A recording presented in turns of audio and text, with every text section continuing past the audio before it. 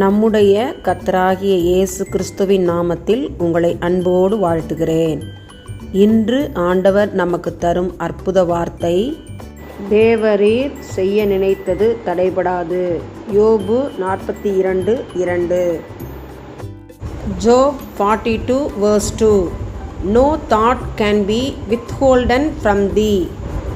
அன்பான சகோதர சகோதரிகளே, உங்களையும் என்னையும் குறித்த ஒரு நோக்கம் கர்த்தருக்கு உண்டு.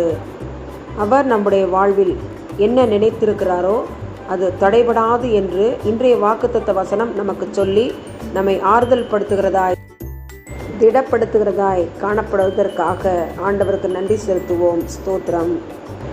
எங்களை விடுவிக்கிறவரே, பரமபிதாவே, உமக்கு ஸ்தோத்திரங்களை துதிகளை ஏறெடுக்கிறோம். எங்களை உம்முடைய கரத்திலே தாழ்த்தி ஒப்பு கொடுத்து ஜெபிக்கிறோம். தேசத்திலே குடிக்கு அடிமைப்பட்டிருக்கிற அருமையான ஆண்கள், பெண்கள், சிறு பிள்ளைகள் என ஒவ்வொருவரையும் உடைய கரத்தில் ஒப்பு கொடுத்து ஜெபிக்கிறோம். தேவனாகிய கர்த்தர் அவர்களை விடுவித்தருளும்.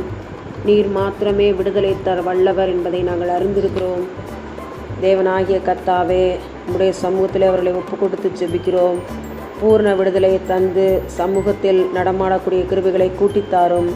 பாவ பழக்க வழக்கங்களிலிருந்து முற்றிலுமான விடுதலை தாரும். சரீரமாகிய ஆலயம் தீட்டுப்படாதபடி கிருபையாய் காத்து வழி நடத்தும். இயேசுவின் மூலமாய் ஜெபங்களை ஏறெடுக்கிறோம். ஜீவனுள்ள எங்கள் நல்ல பிதாவே. ஆமேன், ஆமேன்.